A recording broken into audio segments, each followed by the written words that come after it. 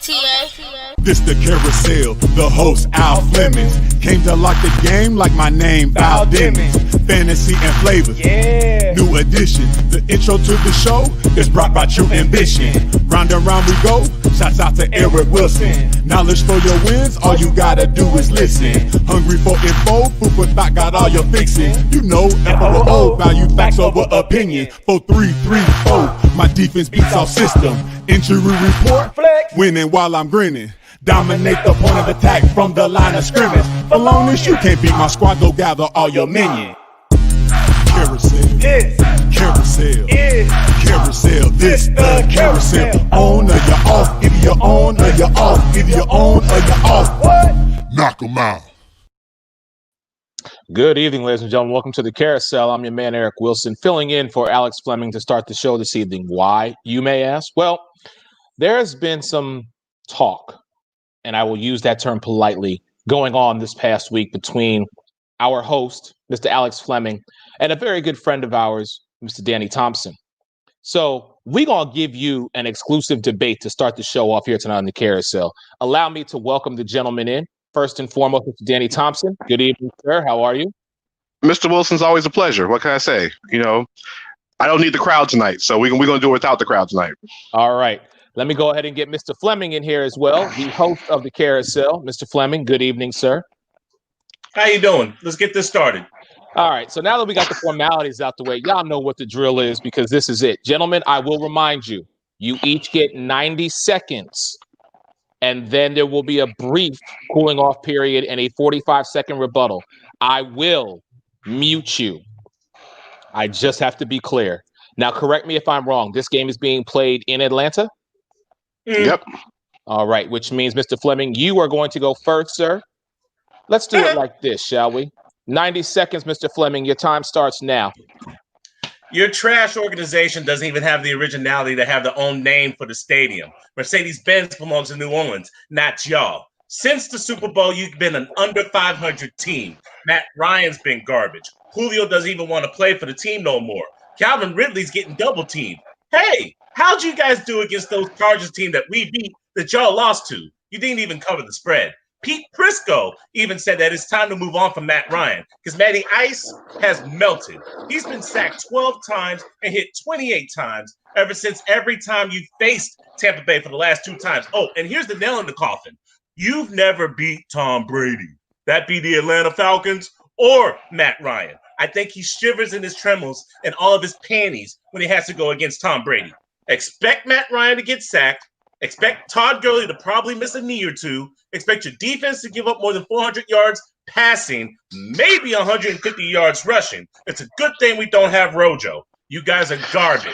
I predicted at the beginning of the season before you even started that you guys were going to go 5-11. You can't stop the run. You can't stop the pass. A rookie quarterback made y'all look bad. I have nothing else to say. The Falcons are garbage.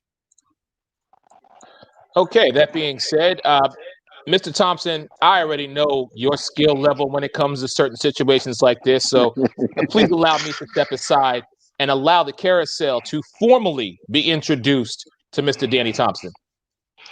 Well, you know, in most cases, I have my background with the crowd in the background, but tonight we won't do it with fans in the background. We'll do it like your stadium is empty at this point in the season.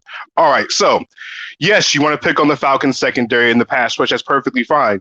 But remember, 5 of the last 6 times, including the last few times we went into your stadium, we defeated you. It's always been the history of the Buccaneers. There's always 3 things. There's 3 things that we always know about the state of Florida. It's going to be red when it comes to Democratic elections. The Magic will always be a 500 team, and the Atlanta Falcons own the Tampa Bay Buccaneers. Those are the only things that we all know in the state of Florida on a consistent basis. It doesn't matter if it's Tom Brady, Jameis Winston, Vinny Testaverde, or anybody else. The Falcons have a winning record against the Buccaneers in the last 10 years, and so guess what? This doesn't change on Sunday. Oh, yes, you mentioned you can do it without Ronald Jones, but can you name the rest of your running backs? Because Leonard Fournette is still running in Jacksonville because that's the last time he had a good game. It was when he was a member of the Jaguars with Gardner Minshew. One thing Tom Brady has failed to realize that Tom Brady has to be able to run the football. Tampa can't do that. And at this point in the season, Atlanta has nothing to lose at this point. It's always more dangerous to play a team with nothing to lose. And Alex, for the first time in years, the Buccaneers are actually relevant. So you guys are playing in unfamiliar territory, being the favorite for once. Sorry, it normally happens the other way around this time around. So here's why Atlanta wins on Sunday. What you forgot to do is that Tampa can't stop the pass either. Atlanta can throw the ball. There's your answer. Okay. Woo. Ladies and gentlemen, you are getting an exclusive to start off the show tonight. 45 seconds, gentlemen. Each one of you will get the rebuttal. Mr. Fleming, your 45 seconds, sir. Julio doesn't want to play for the team no more. Look for Arthur Blank to blow this up. Your corners have been burnt more times in the old dirty bastard in the 90s. All right? Your linebackers couldn't cover you or me. Your team's trash. I hope you realize this. You know what's sad? I have New Orleans Saints fans rooting for you guys to hope that they don't see us again because we're relevant and you're not. Ever since that 28-3, you guys haven't been the same. So expect Matt Ryan to have at least 2 interceptions. He might get sacked 8 times, and you might score more than 3. Take the L. All right, Mr. Thompson, 45 seconds, sir. Do what you do. That's awful cute. But just remember, anytime Tampa gets a quarterback that can throw the ball down the field, you guys can't win very much. Ask Patrick Mahomes what he did this year. Look what Jared Goff did y'all a few weeks ago. All right? Matt Ryan is way better than Jared Goff. And even though Ryan might not be able to Patrick Mahomes, guess what? We still can do it any day, every day, and all day on Sundays. The one thing Atlanta does better than anybody else is beat the Tampa Bay Buccaneers. It's always been like that. Once again, Alex, you can make fun of our stadium. You can make fun of the fact of Mercedes-Benz, but just like everything else in life, it's an upgrade. The dump is down in New Orleans. The real crown jewel is in Atlanta. What you're going to fail to realize is that Tampa starts sliding, and Atlanta is going to cost you and Tom Brady a chance at the Super Bowl in your own stadium. This is just part one. Well, all right, ladies and gentlemen, like I said, you got an exclusive here. Let me bring both these gentlemen in here. My alarm is still going off because we want more. We would like more, but we know we ain't got time for more. Danny Thompson, Alex Fleming, this is the Carousel. And as we say, very simply put, either you on or you're off. Carousel, Yeah, carousel, yeah. carousel. This the carousel. On or you off. Either you're on or you're off. Either you're on or you're off. What? Knock 'em out. Carousel, Yeah, carousel, yeah. carousel. This the carousel. On or you're off. Either you're on or you're off. Either you're on or you're off. What? Knock 'em out. Woohoo. Ladies and gentlemen, if you missed that, you truly missed an exclusive. I think I've given him enough time to calm down. So let me officially go ahead and bring this gentleman in and let him do what he does. Mr. Alex Fleming, the floor is yours, sir.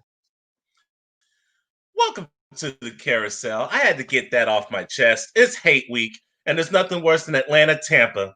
I despise those Falcons, and I stick by my record that I had at the beginning of the season before it started of 5-11 for them, not us. We're going to the playoffs. On to bigger and better things. I need to talk to a young man whose team is starting to slide because the Buffalo Bills exposed them on Sunday. Let's start with the young phenom, Daniel Paquetico.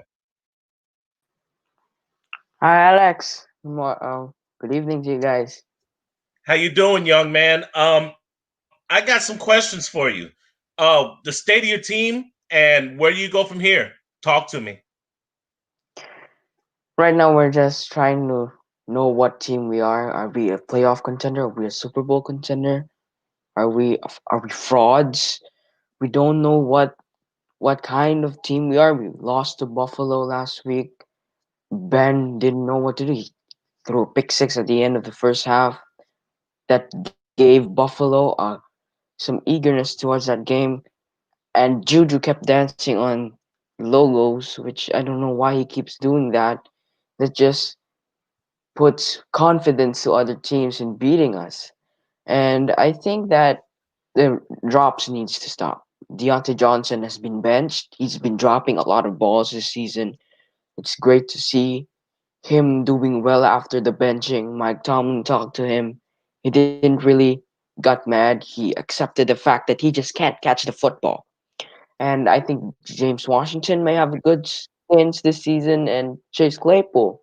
They've been very well this season. Ben Roethlisberger has 37 drops, I think, this season. 37, and he's been very well. He's top 5 in touchdowns this year. We keep passing the ball. Our run game needs to work, and our defense just doesn't look good. Stephon Tuitt hasn't been in his form recently. We lost Joe Hayden last week. Steven Nelson was guarding Stephon Diggs, and Diggs just torched our entire secondary.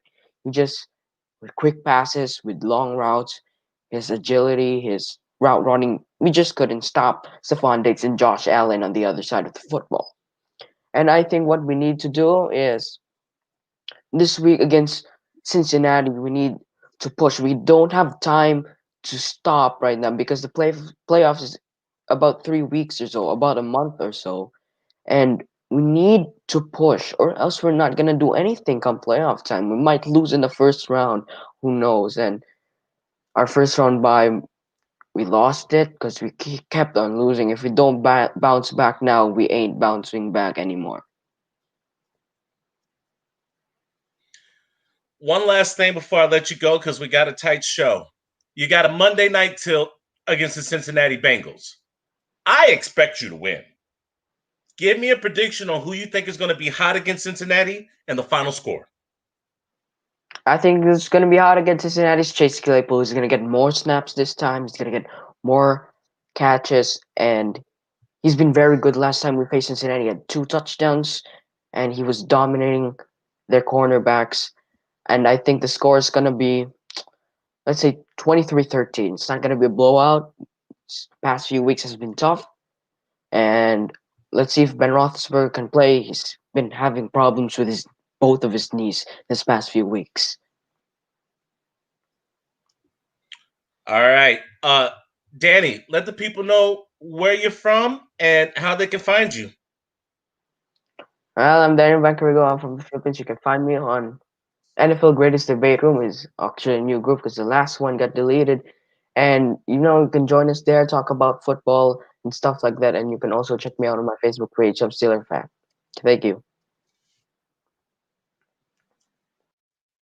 Thank you, young man.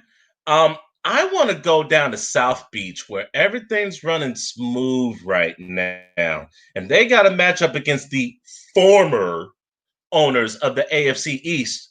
You know it's Tua time. Jerry Festola, welcome to the show. Hey, what's going on, Alex? How you doing today?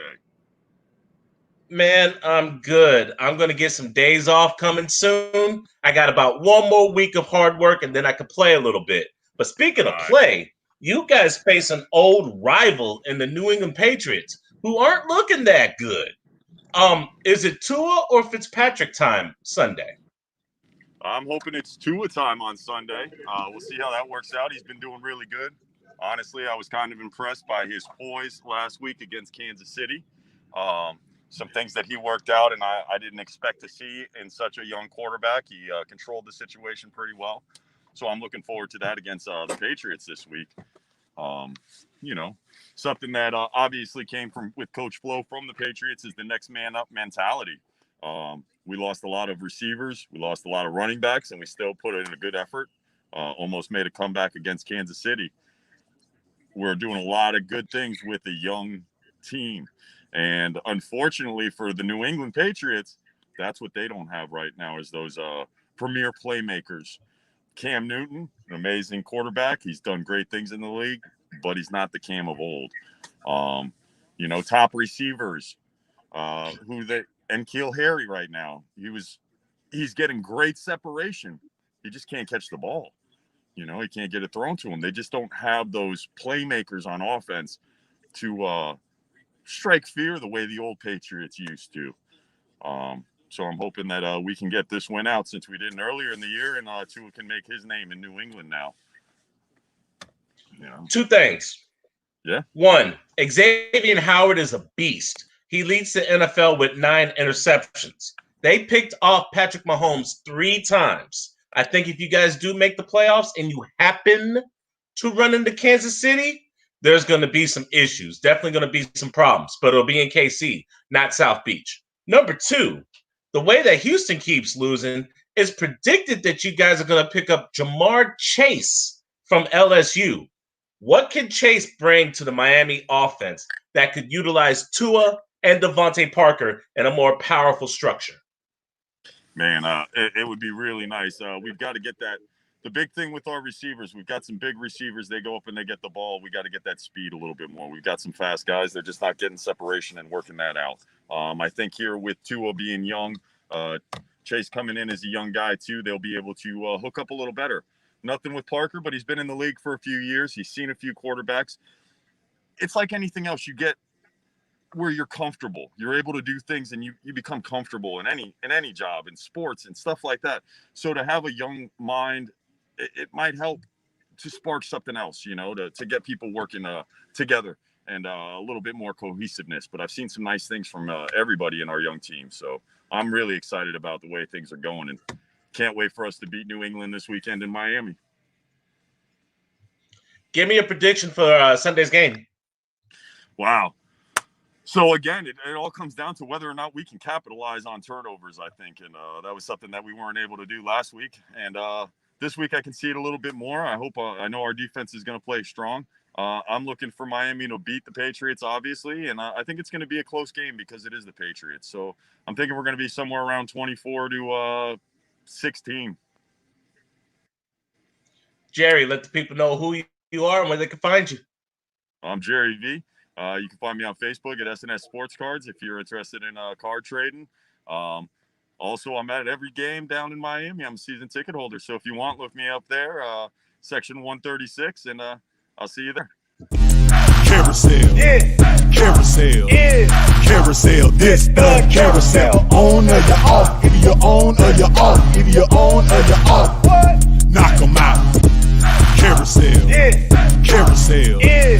carousel, this the carousel. On or you're off, either you're on or you're off, either you're on or you're off. What? Knock 'em out.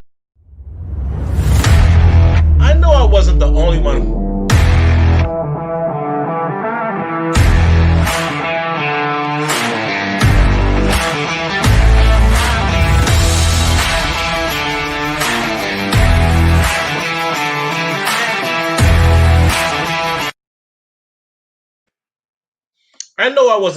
one who saw that Monday night thriller against the Baltimore Ravens and the Cleveland Browns.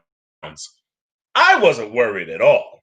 Other people tried to give me smoke, but as you can see, Cleveland wasn't up for the task. You know who was? El Freaky. You got lucky. Okay? Don't even sit there and try and talk all that noise because you were sweating bullets in the fourth quarter. You got lucky. That being said, congrats to the Actually, Ravens. I was falling But asleep. Mr. Fleming, you got lucky. Anyway, I think it's time to give Lamar Jackson some love, considering that he was the AFC Offensive Player of the Week. Entering Journey with the Jays, John Shear. Oh, how's it going, Alex? This should be fun for you covering the Are we there Jaguars yet? game. Are we there yet? Yeah, oh yeah, I'm here. Should be fun for you covering the Jags game, huh?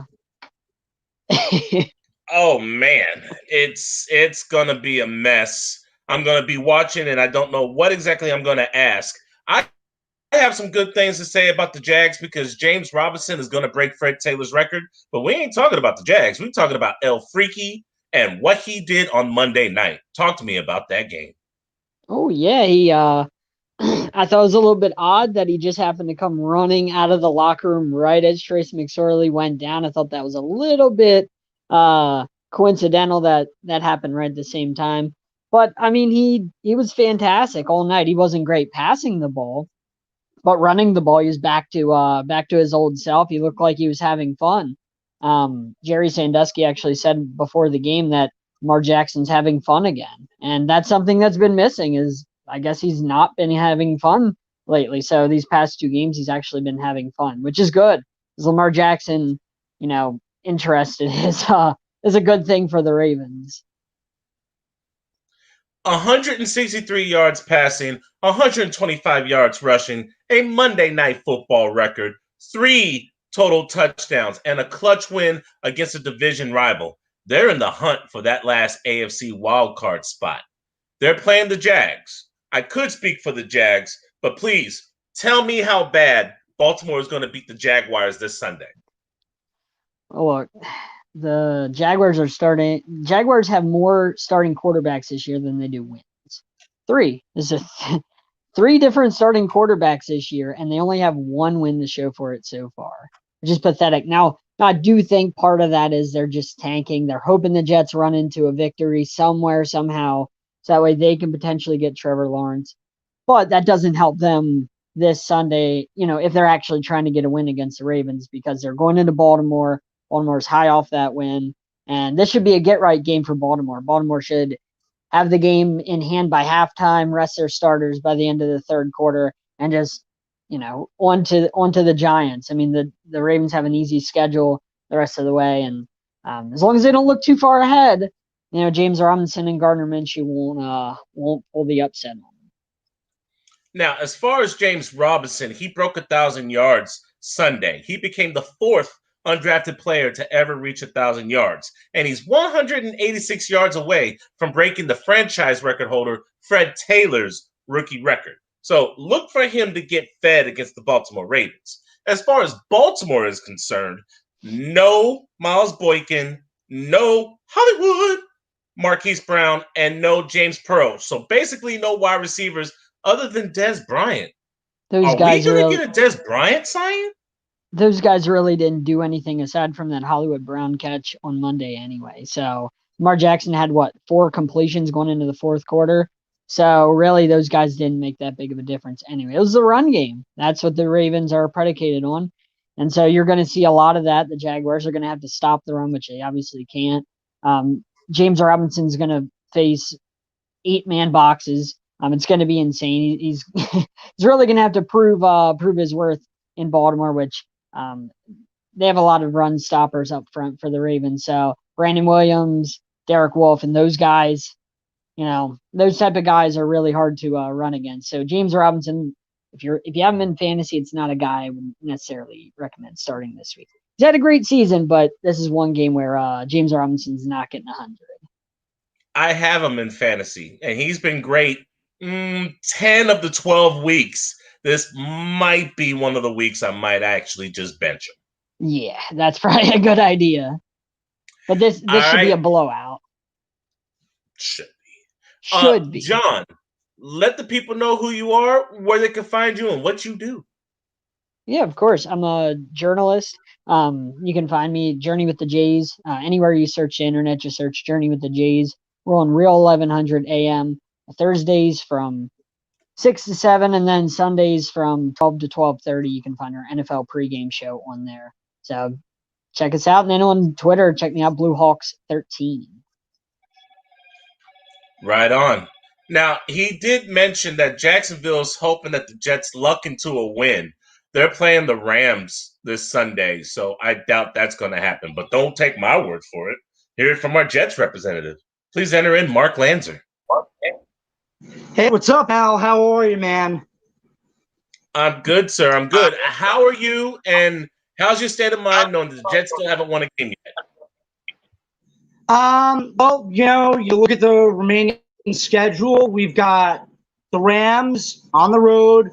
That's a loss. You've got the Browns at home, last home game of the year at MetLife Stadium. That's a loss. And you got the Patriots on the road, which might be our best chance to win. And if the Jaguars just win one more game and the Jets go into that game 1-15, then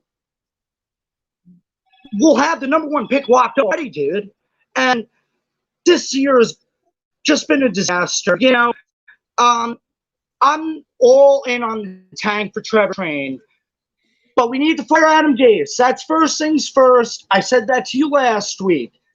I don't know if you heard what Adam Gase said during his press conference yesterday. He was like, oh, yeah, I let Christopher Johnson, I let Sam Darnold down.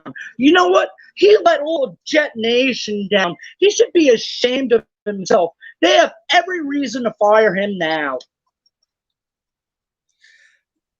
Well, they're not going to fire him now. It's almost the end of the season. Do you see them firing him at the end of the season?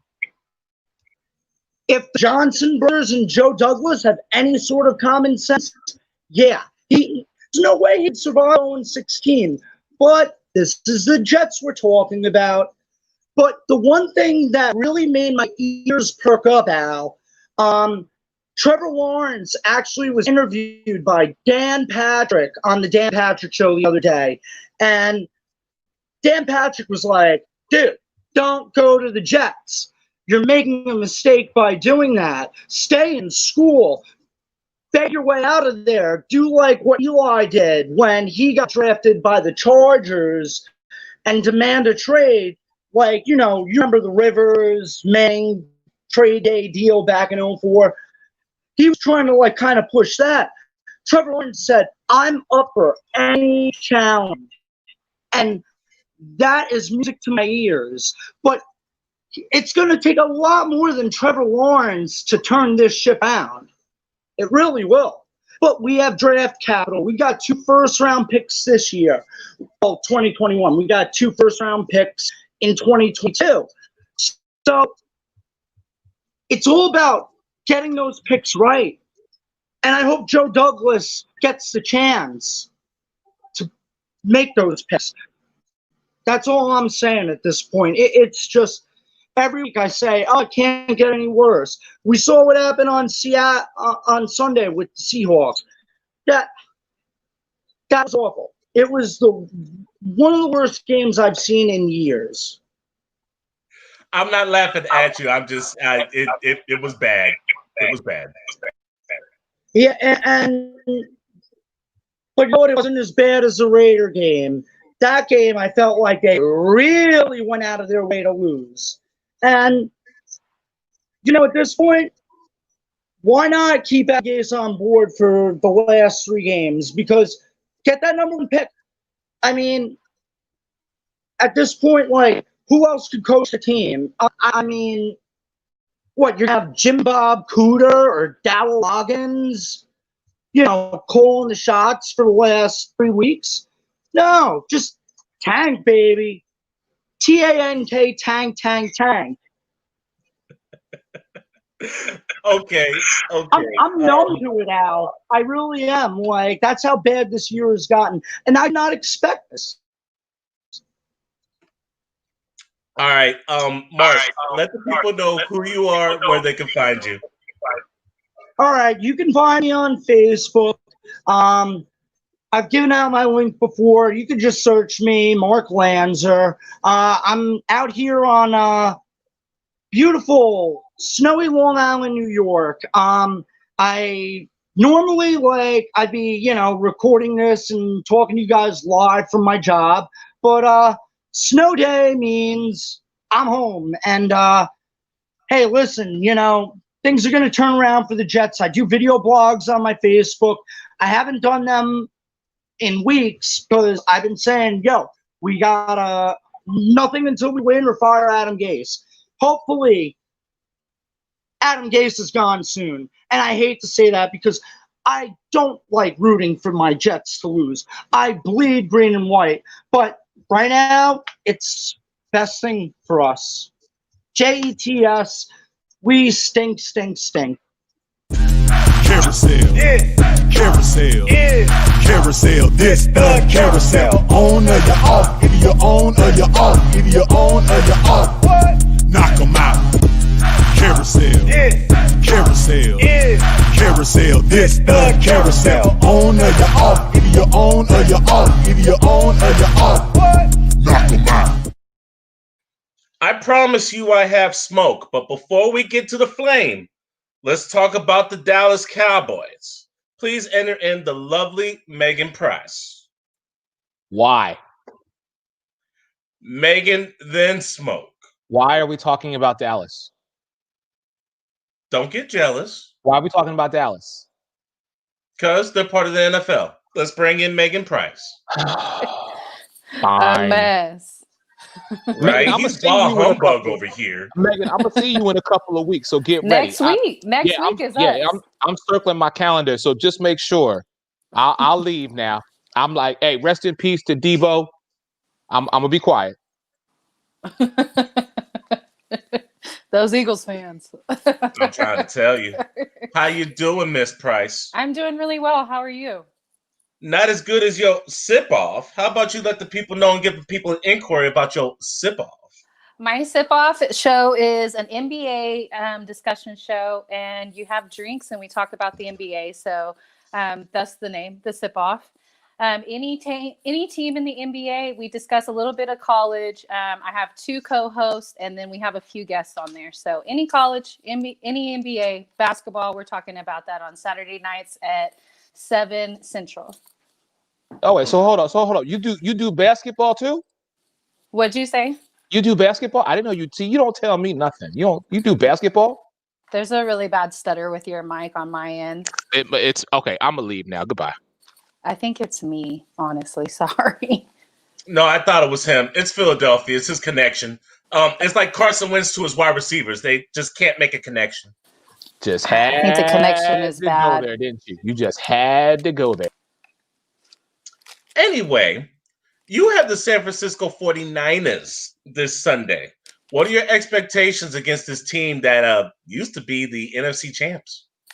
My expectations for Dallas is we're actually going to win this game. I think we're going to win 20-14. Each team is pretty evenly matched. San Francisco is 5-8, and Dallas is 4-9. As far as record-wise, we're pretty evenly matched. I think our biggest thing that we're going to run across is their defense is a lot better than ours, for sure. Dallas defense actually did look good in the game against Cincinnati, but the thing is, it's Cincinnati. So Andy threw for 185 yards. He had 2 touchdowns, and he spread the ball around pretty evenly, 7 different receivers, and none of them had more than 4 catches apiece. But San Francisco defense held Washington to 95 yards for the entire game. That is a big deal. Yes and no. Alex Smith was ineffective, and Dwayne Haskins hasn't getting first string snaps. But that really doesn't matter when the defense outscores your offense. Washington. That is very true. They did have a defensive touchdown, I believe, which we also did too, which go Alden Smith. That was a great touchdown. Loved it. Why are you guys retaining Mike McCarthy? That is a very good question. It looks like Mike Nolan is going to be on his way out the door. And then, I think our main thing is that we're not going to kick the head coach out on the first year of his contract. So I'm not a big Mike McCarthy believer. So, I would kind of like to see him go, but I also understand not wanting to kick somebody out before they even have a chance to put in what they want on the program. He hasn't had an ample chance to change the program. Considering that I've met and spoke with Mike McCarthy, I'm going to say this as respectfully as possible. Mm-hmm. No comment. He has no idea what to do with a running offense. And coming into the season, he had arguably a top 3 running back. I know that Zeke hasn't performed very well, and so a good portion of that is on him. But I also believe that falls on Mike McCarthy because he didn't know how to use him either. So by the time that he needed to use Zeke, he was out of sync with the team. Now the entire team is out of sync with Mike McCarthy, honestly. Megan Price, let the people know who you are, where they can find you, and about your sip-off. Okay, thank you very much. Guys, my name is Megan Price. You can find me mainly on Facebook. I have an NBA discussion show on Saturday evenings at 7 p.m. Central. I have 2 co-hosts, and we talk anything basketball, and we do a little bit of drinking while we're talking about it. All right, guys. We know about the matchup this Sunday. We know what the hell's going down. You have the number 1 seed in the AFC facing the 1-2 seed in the NFC. A lot of people are hoping and praying to Jesus that the Saints lose. I just don't see it that way. Please enter in Kobe Johnson. Hi, Alex. It's good to be back. How are you? I'm good. I got a gift for you tonight. Please enter in Mike Pompa. What's up, gentlemen? Hi, Mike. How you doing, sir? I believe this game is in the Thunderdome, right? It's in New Orleans? Yes, sir. That means, Kobe, you'll be starting first. This will be your first official debate. You get to spread your wings tonight. You'll each have 1 minute, and 30 seconds to explain your position on why your team is going to win. No cursing, and try to avoid the low blows. After you go, Kobe, we'll have a 20-second cool off, and then Mike will explain his position. Then you'll each get 45 seconds for a rebuttal. Kobe, are you ready? Yes. So that dolphin fin soup tasted really good, and I think Patrick Mahomes is licking his chops at his next opponent, which is the New Orleans Saints. And the reason I call them the Saints is because they ain't got a defense. Let's flash back and look at the last 3 opponents they've had. They played the Denver Broncos with a practice squad quarterback and held them to 3 points. They went and faced Atlanta, and who is known for blowing leads, but they nearly blew a lead of themselves playing against Atlanta. And then they went and played and got their butts they got bent over by Jalen Hurts and Miles Sanders against the Eagles. And then Patrick Mahomes, we look at the offense and see that he's going to be either facing one or two QBs. A 41-year-old QB can't play pass over 5 yards, or a quarterback who has fumbleitis, who's fumbled 6 times in his last 3 starts. And he's going to be either throwing to a crybaby receiver or a running back who's probably their best receiver. And then he's going to go over and compare his team, who has a tight end who's leading the league in receiving yards, and who has more yards probably than your whole wide receiver core and your tight end core combined. Did I say he's leading the league in receiving yards? And also, how does it feel to lose your naming rights to your stadium to a team who blew a 25-point lead? And is the Superdome capable of handling a fireworks show? Because it's going to be a fireworks show. He came rude. Mr. Pompa. Wow. Welcome to the Carousel. Your time starts now. No defense. Last I looked, Saints are the number 1 rated defense in the NFL. One name stands out, Demario Davis. He's going to have a field day with your little Patty Holmes. One name that stands out, Drew Brees. He's back, Jack. Not necessarily do I want him to play after coming off this injury, but I don't think that I've seen a backup quarterback come in 2 years in a row and done what Taysom Hill has done. Now, I, along with Alex, am a huge Winston lover. I wish they would play Winston more. I don't think the Saints are one bit afraid of the Chiefs coming into our house and getting beat by them. This is the game that I have most feared all year. Yes, Kansas City is good. I give credit where it's due. I love my Saints, but I also love athletes. And yes, the Kansas City Chiefs are stacked with amazing athletes. But defense, man, it wins championships. Last I looked, the Chiefs defense, mediocre at best. Nothing like the New Orleans Saints has. So you guys come on down. We'll show you our Southern hospitality as usual, and we'll see who picks up the W. He sounds pretty confident, like he's not afraid of that smoke. Now, Kobe, let's be honest. Mahomes was exposed last week against Miami. He had 3 turnovers and a fumble. And let's be honest, the Saints have a defense. They didn't have any tape on Jalen. We got plenty of tape on Patty. 45 seconds, sir. Speak on it. Just real quick, I do want to say I have some audio problems at the beginning, so I need to hear everything you said when you introduced me.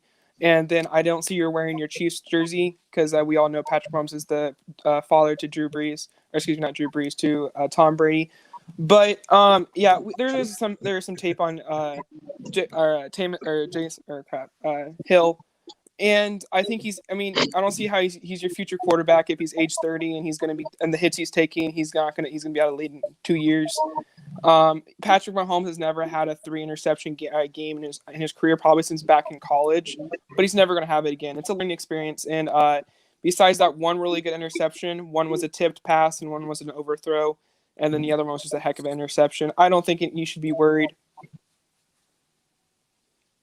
He didn't even need the whole clock. Kobe getting good at this. Mr. Pompa, thank you for joining the show. You get the last word. What do you have to say about this matchup? Patty Mahomes is Tom Brady's daddy. Mr. Brady was playing football when Patty Mahomes' mama was still wiping his nose.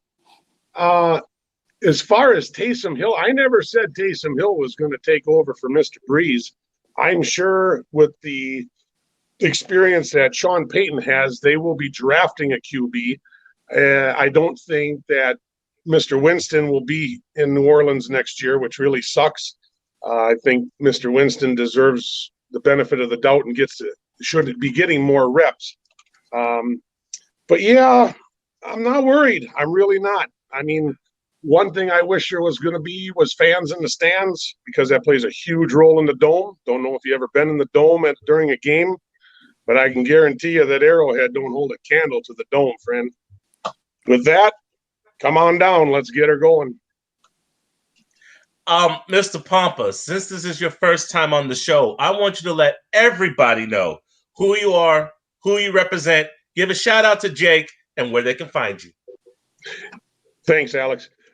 I am an admin for the True Serum Football. You can find me at the NFC South group. Just go to trueserumfootball.com. You'll be able to link up with everything.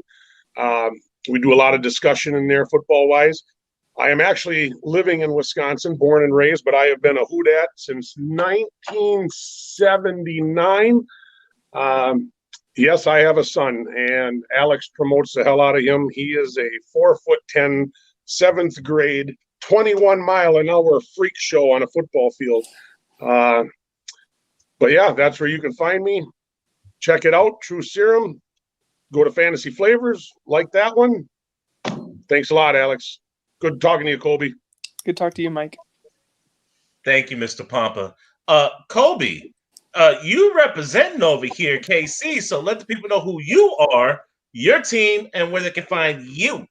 Well, I'm the biggest Chiefs fan there is around. Go Chiefs. You can find me on Instagram at Colby Chastain and on Facebook at Colby Chastain. Carousel, Yeah. carousel, Yeah. carousel, this the carousel. On or you off, either you're on or you're off, either you're on or you're off. What? Knock 'em out. Carousel, Yeah. carousel, Yeah. carousel, this the carousel. On or you're off, either you're on or you're off, either you're on or you're off. What? Knock 'em out. People hate to see you succeed. The more you succeed, you're going to find more haters. Trust me, I know. From not being relevant in the AFC East to losing a heartbreaker to the Houston Texans to now winning the AFC East and just basically disrespecting Pittsburgh. Now all of a sudden we got an ESPN commentator talking noise in the background. Can you bring in my dog, Mookie Hawkins, please? Mookie! What's good? Big A. First and foremost, let the people know who you are, so there's no half-stepping. Nobody going to be talking trash on the side. Hey, you know what I mean? It's self-explanatory. You know what I mean? Mookie Hawkins, Buffalo Bills reporter, sports director at Power 96.5, 1480 AM, Buffalo, New York. You know what I mean? Sports Q TV and all that other good stuff. Bills World, yada, yada, yada. All right. Now that we got that out of the way and all the haters are like, who's this guy? Now you know. What the hell is going on with these Dominic? Who was saying what guy? Who was saying that? Bro, AFC trash talk discussion always got something to say when I post something about you. Haters, bro. You got haters, which lets me know you're doing something right. Anyway, what the hell is going on with these Dominique Foxworth comments, bro? Speak on it. I don't know. I don't know where like that came out of left field. Like, I mean, Josh Allen can't control who follows him and offended him, or I don't get that. You know, man, I guess the players they took care of it. I don't have no understanding to that. You know what I mean? Josh could be in my living room chilling right now. You know what I mean? That's the type of person he is, you know what I mean? So I don't understand Foxworth's comments. He don't know the guy to judge him like that. I could say that. You know what I mean? You don't know Josh Allen for you to judge him that way in that regard. That's my only opinion that I get from that. And the players stood up for him and took care of that. So all right, so let's brush that. Oh no. Let's brush that to the side because you know what? People talk out the side of the mouth. Ask David Portnoy. Yeah, exactly. Shake them haters off. Speaking of haters, I was trying to tell everybody who would listen that the Bills were going to upset the Steelers. A couple people called me crazy. Ha ha! You were trying to tell people that Buffalo was the key to the AFC. They're not listening. They're listening now. Speak on it. I don't know why they want to listen now. I mean, I guess, seeing is believing. You know what I mean? I wouldn't even call that an upset. You know what I mean? We was favored to win the game. So, they just took care of business as they should. I mean, everybody want to make an excuse when they lose to the Bills and why they lose to the Bills. But when the Bills lose to them, it's the same old Bills. Oh, I told you the Bills was going to find a way to lose the game or something like that. But when it don't happen, it's just like my man Fabulous say, when the hate don't work, they start telling lies, man. You know what I mean? When the hate don't work, they start telling lies. You see, Colin Cowherd, he didn't sign his apology slip. He didn't sign his. He just jumped on the bandwagon now. So, hey, that's fine.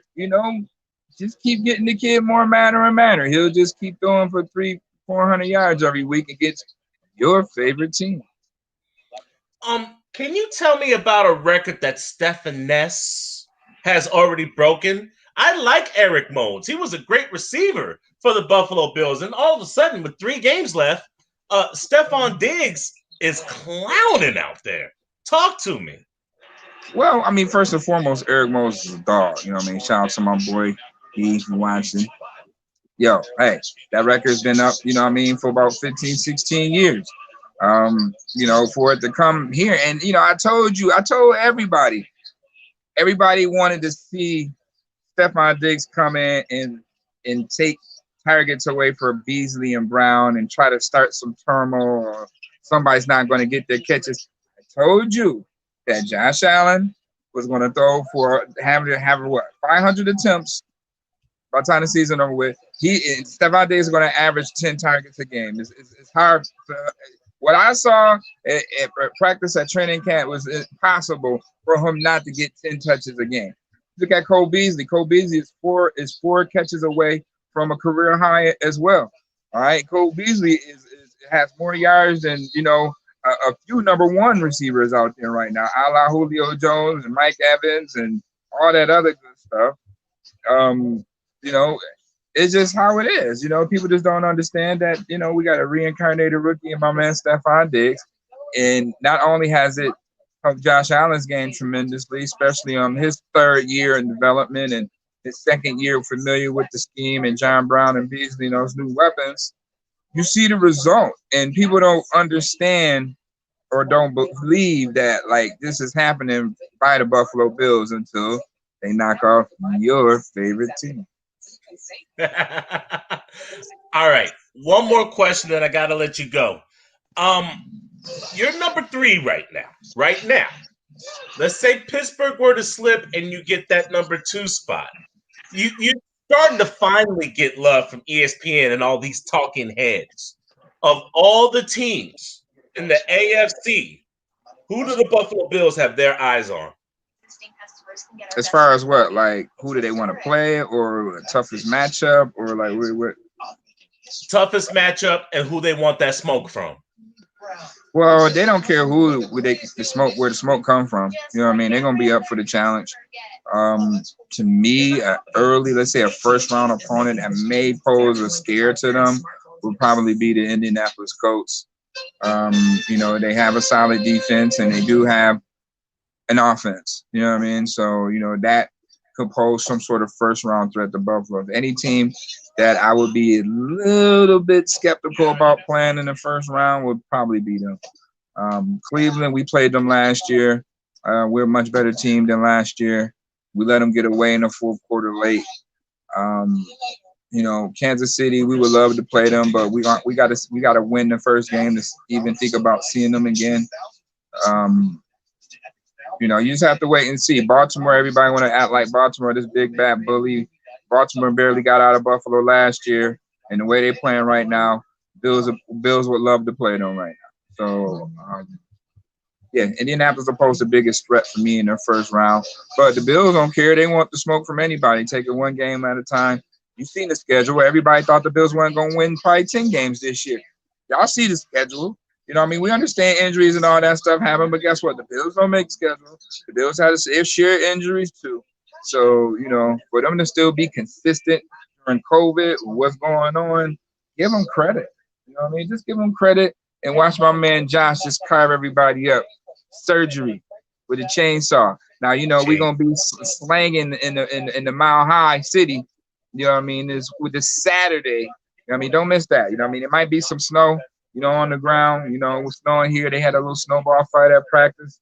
So, they'll be ready to roll. They'll be ready to roll and win the division. By the way, the division is ours on Saturday. We ain't even got to wait for Monday night against New England.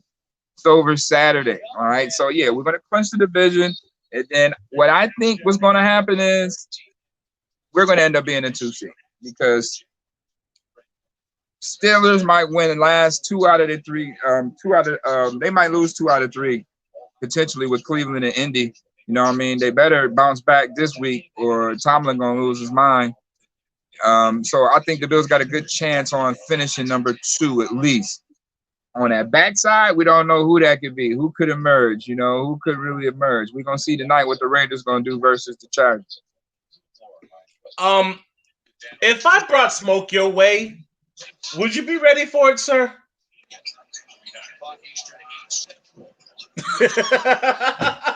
All right. You're playing Denver. Now, let's be completely honest. Yes, it's Denver. But what problems do Denver pose the Buffalo Bills, considering that they have a wide receiver core and they all have speed? Well, they have – this is a good test. And I said on the schedule that in the beginning of the season that Denver, you playing a team late, a young, explosive team as Denver have on offense late in the season. Around that time, they start get a little bit more comfortable in our offense, getting some sort of rhythm by that time. So I feel that Denver could pose a threat to the Bills on Saturday. But, they still can. You got Hamler out there. You got Judy out there. So you got Noah Fant. They're going to miss Cortland Sutton. Melvin Gordon has been playing solid as of late. So, offense is clicking at the right time. They're coming off a red hot game, probably Drew Lock's best game of his career, 4 touchdown passes. So that's something, to come into Saturday at home against one of the best teams in the division. This is a must-win game for Denver, too, to stay alive in the playoff. And to get a big victory versus the Bills will help them out when it comes down to tie-breaking situations, if it comes down to it. So they have a lot to play for on Saturday, as well as the Bills. If the Bills want to win the division, they got to win on Saturday. If Denver want to keep their playoff hopes alive and have a big advantage on beating the upper echelon team in the conference, they got to win. But, at the end of the day, I think the Bills is playing some complimentary football the past 3 games, and it's contagious. All right, Mookie, let the people know who you are and where they can find you.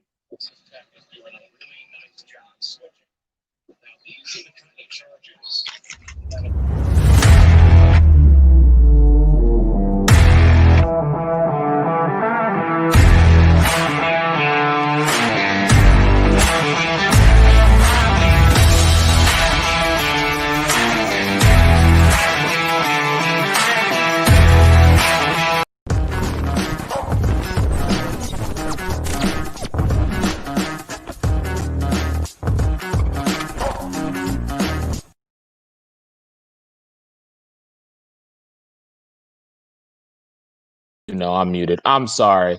Interrupt this program for a really quick message. Before we all forget, we want to make sure we wish everybody here on the Carousel, and of course all of our followers and fans, a happy holiday.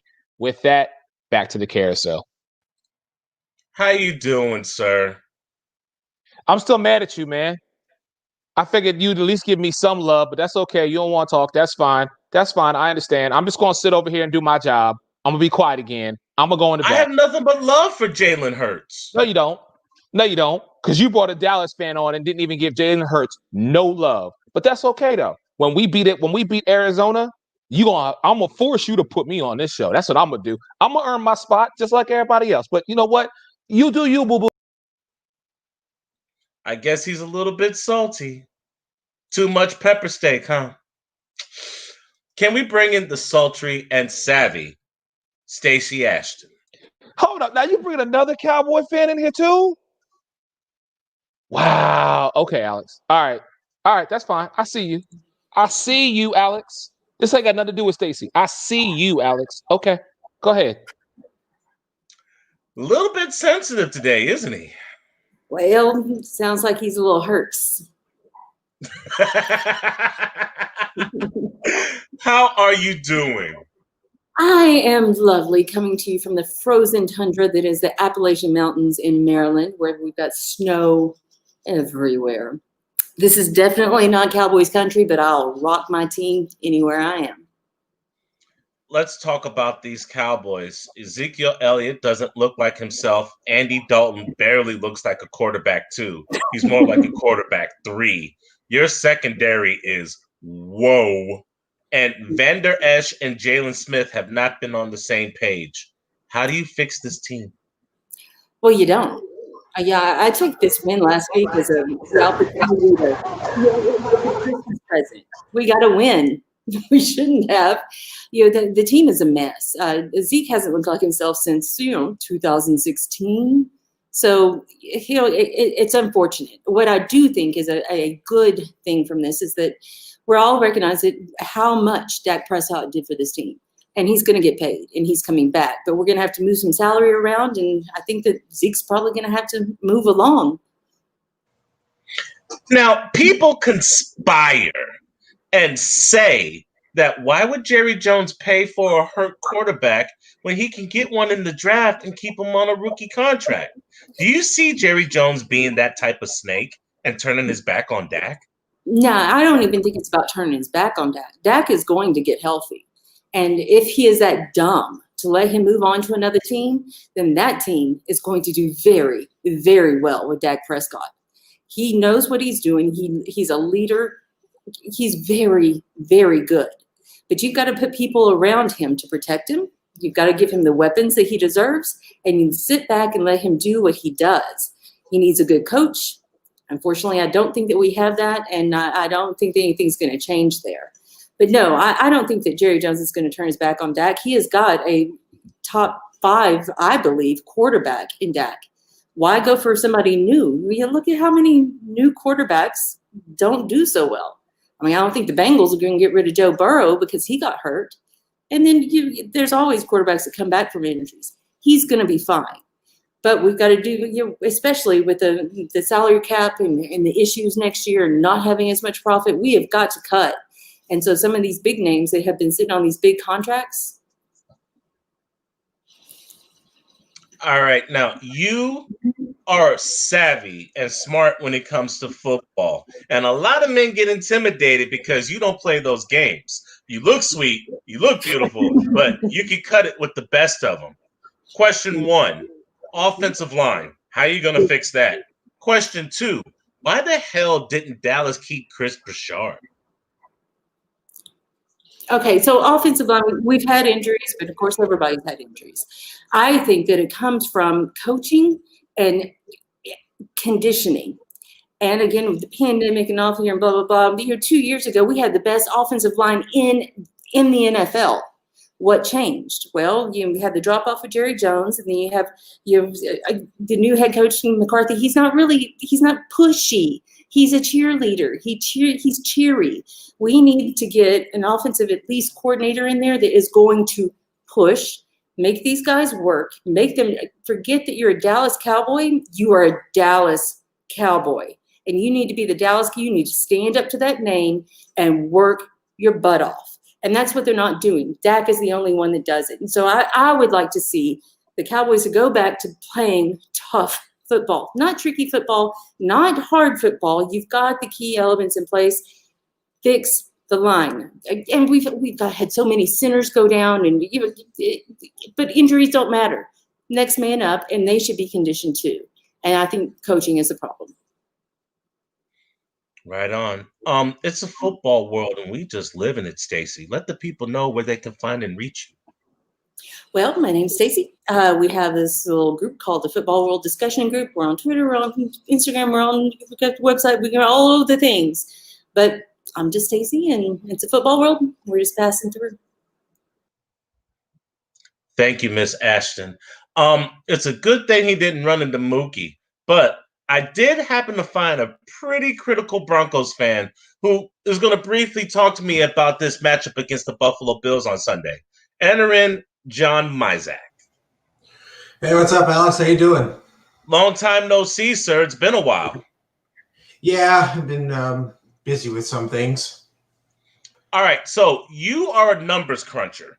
So Yes. what's the probability of Denver pulling out an upset against Buffalo, and do they retain Vic Fangio at the end of the season? Well, I think the victory is going to be slim if Drew Lock played like he did against the Panthers, or very small if Josh Allen did what he did to the Steelers. And with Vic Fangio, I'm not sure if they are going to keep him, but if they do, I think it's probably better since our defense is going to be going through a rebuild with Simmons, Johnson, and Harris going to be free agents the following season. All right. One last thing, because I have a surprise guest coming on. Do you see Denver winning another game for the rest of this season?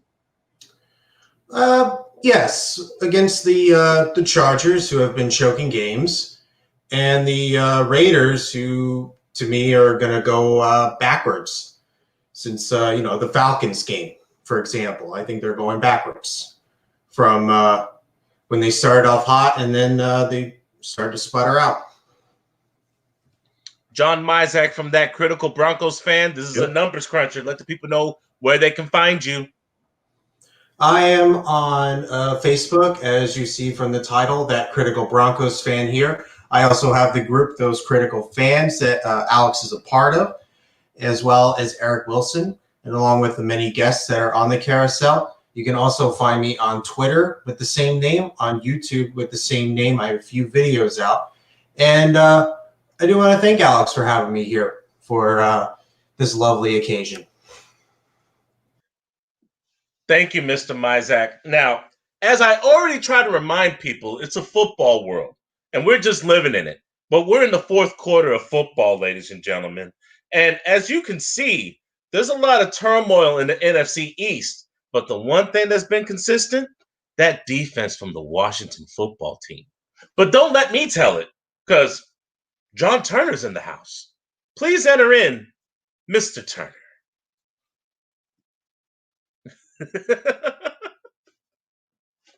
You're muted. You're muted. You're muted. You're muted.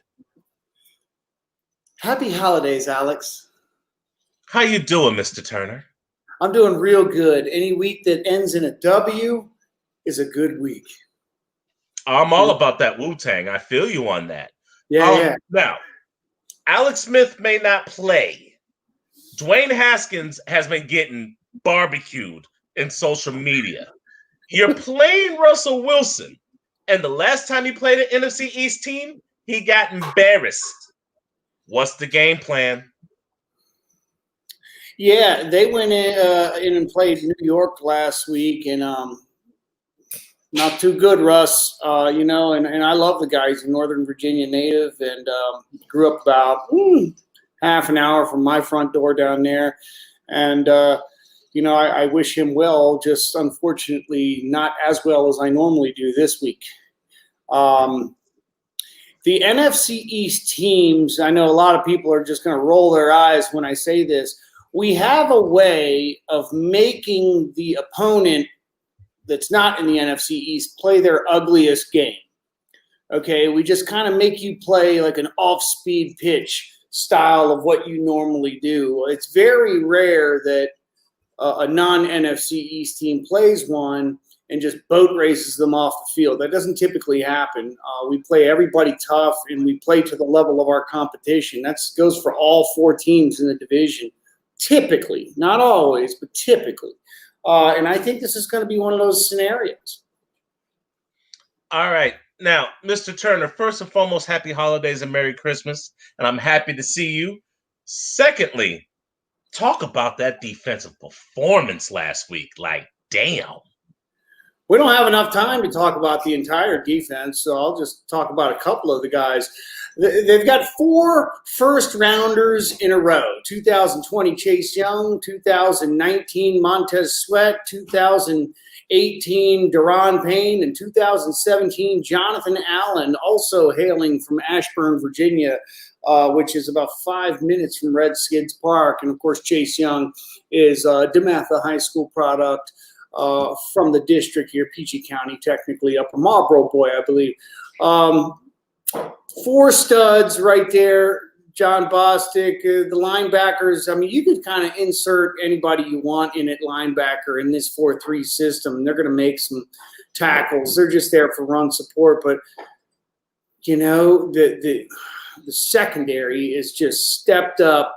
And I guess it's the defensive line. If your defensive line is making the quarterback throw the ball faster than he wanted to, or scramble and try to make something happen on the fly, that's when the boo-boos start to happen and the erratic-looking passes start to occur. But it starts right up there up front. But no doubt, Kendall Fuller, another DeMatha High School, or he's a Gonzaga High School guy, from Northeast D.C., he's having a hell of a year. Didn't have any interceptions last year when the Chiefs moved him to free safety, brought him back to his natural position, and brought him back to Washington. Remember, we traded him to Kansas City for Alex Smith 2 years ago. So now we've got him back under control, and he is playing ball. And Ronald Darby, another, wait for it, Prince George's County, Maryland boy, is also starting to make plays. Now, he gets torched every now and then. I think he's got to stop biting on these double moves and all that. But you got 2 guys on the corner, and you got 4 solid guys adding pressure up front. Boy, that's a recipe for some real bad attitudes. You know what I mean? And offenses are walking out of these games banged up and very sad because they're not getting the production that they're used to getting. And that's why the football team is in every game. All right. Mr. Turner, let the people know who you are and where they can find you. I've got a lot of things coming up in the next week or two at a footballworld.com. We are reimagining the college Division I system altogether. Of course, we've got a Football World discussion group, the most rabid discussion football group in all of the planet, right there on Facebook. And any of these other social media things that I've heard of, there's usually a Football World on there somewhere. But I'm not as active as on those as I am on Facebook. So that's where you primarily want to find us, is the .com and Facebook. Carousel, yeah. Carousel, yeah. Carousel, this the carousel. On or you off, if you're on or you're off, if you're on or you're off, what? Knock 'em out. Carousel, yeah. Carousel, yeah. Carousel, this the carousel. On or you're off, if you're on or you're off, if you're on or you're off, what? Knock 'em out. So it's Thursday night football, and we got the Chargers versus the Raiders, a team that formerly was in California versus a team that was formerly in San Diego. Now, one's in LA and the other one is gambling, and one's taking a gamble with their playoff chances because they haven't looked good the last couple of weeks. You barely escaped the Jets, and then you get walloped by the Indianapolis Colts. Now you're on Thursday night prime time. And I hope and pray that you can pull off a W. But why am I talking about it? Let's bring in either or both or one of the participants of tonight's game. Hi, guys. What's going on, Alex? Hey, Alex, how you doing? Pretty good, pretty good. We're running low on time, so we're going to do it like this. Minute and a half for you, JB. Minute and a half for you, Phil. After your 45 seconds, let the people know where they can find you. All right? I'll be quick and long in the tooth. I believe this is in Vegas, correct? Yep. Yes. JB, let the games begin. So we got the hottest young quarterback going right now. We got Eckler, who didn't play last time we played the Raiders when you guys came back and got lucky when you beat us. Our defense is going to step up. You guys traveled to Atlanta, but it looked like you stayed in Vegas. I don't know what's going on with the Raiders. They're just disappointing. where at least I could see an upside to the Chargers. We at least have a future in Los Angeles. In Vegas, I don't know what you're looking towards. Cars getting older. There's nothing that's showing that you guys are getting any better. You guys are regressing, and now you might not even make the playoffs. When you go and you get destroyed by Indianapolis, you don't show up in Atlanta. It's just week after week. I don't know what's happening. And Gruden, who's a decent head coach, just isn't doing what he used to do. So I don't know where the problems are for you guys, but I see nothing but upside. And I think we're going to come out and take care of business tonight. Herbert's going to have a good game, and with Eckler back there, it helps him out a little bit, giving him a little bit of a run game. But you can follow me at JB Ellis at the JB_the program on Twitter. Listen to the program on the Believe Network, anywhere you listen to podcasts, and Journey with the Jays on YouTube and Facebook Live on Tuesday nights, as well as on Real 1100 in Atlanta, Thursday 6 to 7, and the NFL pregame show 12 to 12:30, also on iHeart. Real talk. Go for it. All right, look, I know we dealt with our hiccups. Jesus Christ, it's been terrible. But first off, y'all talking about y'all the future. Y'all been talking about y'all the future since you were back in San Diego.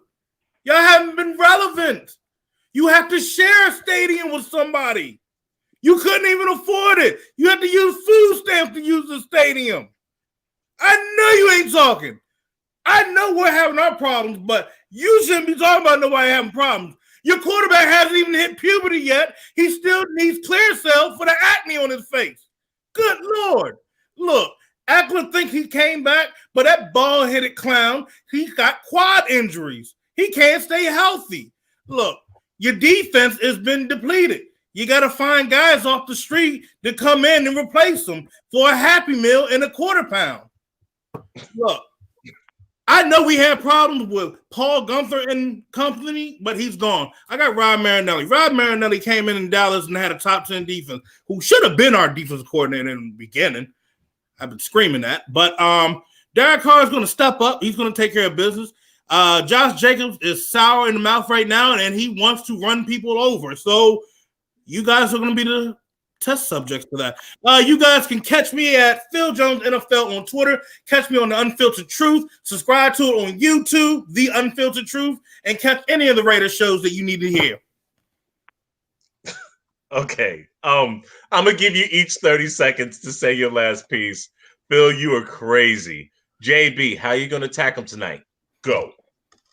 At least Los Angeles wanted us. You guys were second rate. That's why you went to Vegas. No doubt about it. When they were looking for a team to share the stadium with, they wanted somebody that they felt was worthy, which is why they went to us. They didn't want to go back to the throwback Los Angeles Raiders who just nobody respects anymore. There's no respect for the Raiders anymore. And our quarterback is definitely the future. He's by far breaking records week after week. It's no doubt that, it's exciting to watch him. Besides for Jacobs and Ruggs on offense, I don't know what you guys have. There's nothing exciting about the Raiders, and they don't show up. You got to show up to win games. All right, Phil. What was that little hiccup you guys did when you thought you won the game last time against us? Oh, yeah, you tweeted out, the Chargers win. And you know what? You didn't. You choked. That's what you Chargers do. You choke. You're chokers. You should call yourself the Los Angeles Chokers. You're not the Los Angeles Chokers. You're the Los Angeles Chokers. You guys still share a stadium. You couldn't afford a new stadium.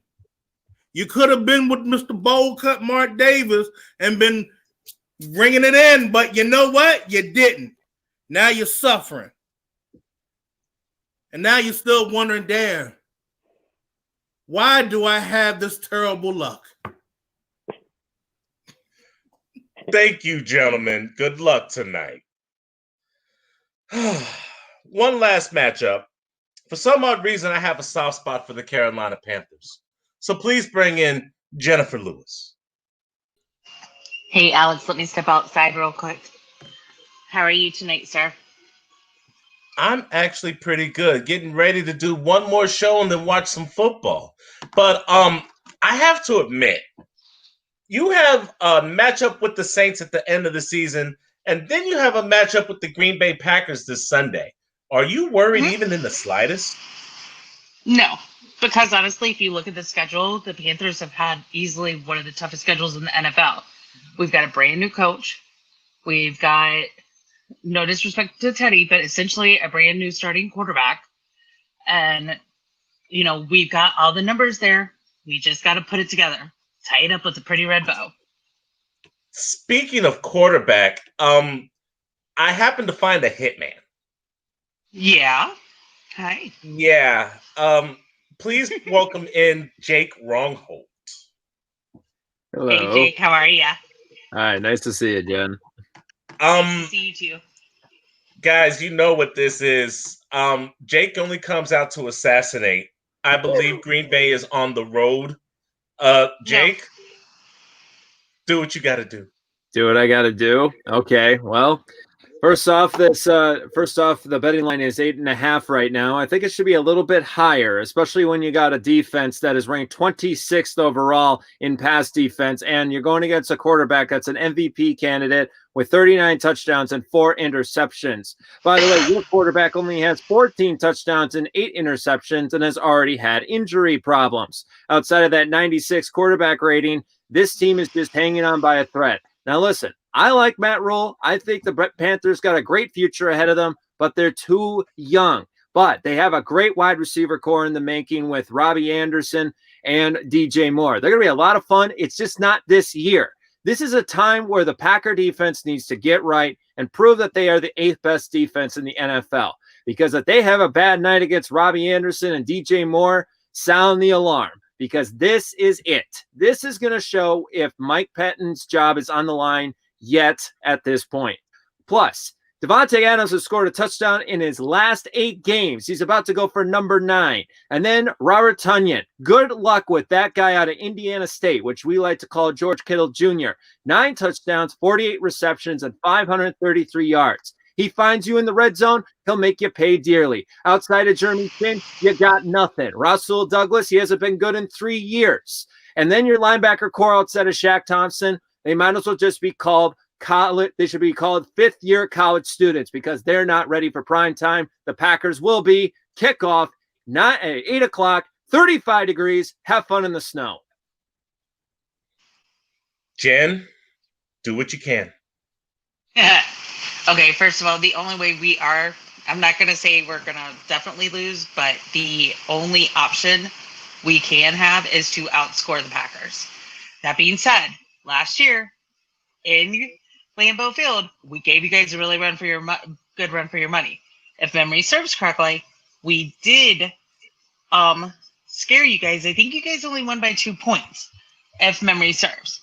That being said, we are going to be without Christian. Obviously, we pretty much have in the season, which is a good thing. We want him to be healthy and heal. On the counterpart, loving Mike Davis. Nobody really knows what to expect from Mike Davis. So we've got that good option as a great backup to go up against your D. Yes, you've got a good D. Not going to lie.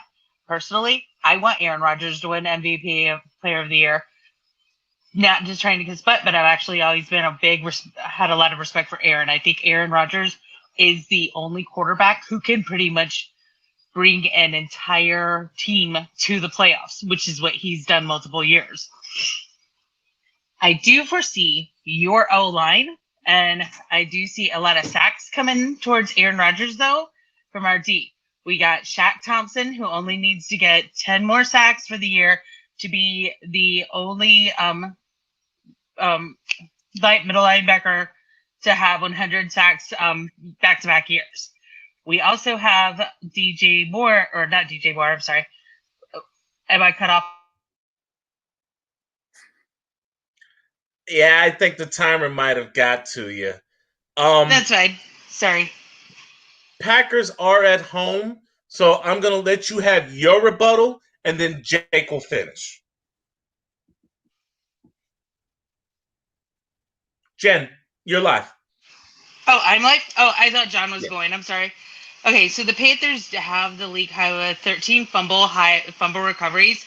So I'm gonna need you guys to fumble, John. Come on, Hitman, do it for me. And then and you said we had 10 interceptions. I think it's more like 5. But nice try there, Hitman. I appreciate it. Green Bay does have a historically great red zone defense. Our red zone D, we got to get it better. Bottom line. However, we will be doing it. I think that what you have seen out of the Carolina Panthers this year is that we can play to the best teams. We were within KC within 3 points. You know, we bit it with Atlanta. But come find me at Unlimited Sports on Facebook, and I hope you have a good day. Thank you, Jen. Jake, wrap it up. All right. Hitman here talking here. Jake Wronghold, Turning Points Podcast. I always tell both sides of the story. Now let me flip the side here and remind you that the offensive line is one of the best in the NFL. Elton Jenkins is a future Hall of Famer in the making. He can play guard. He can play center. It doesn't matter. Your defense only has 19 sacks on the year. That is 27th in the NFL, and that's going to be a problem for them. This offensive line is buttoned up with Bakhtiari with a $105 million contract. He's going to bring that pain. I thought you were going to talk about my defense because I thought Tyler Lancaster and Dean Lowry, hey, they're going to be free up for it. So if the Panthers want to sign him to like a 2-3 year deal, no problem. The Packers will throw in an extra bonus on there, give you Kevin King on the side, and then, hey, the Panthers are back. So you think. Just remind yourself, don't get Mike Pettin for the future. He'll be looking for a job. Packers win 30-17. Ladies and gentlemen, it's the Carousel, where you're either on Happy Holidays or you're off. Carousel, carousel, carousel. This the carousel. On or you're off. Either you're on or you're off. Either you're on or you're off. Knock 'em out. Carousel, carousel, carousel. This the carousel. On or you're off. Either you're on or you're off. Either you're on or you're off.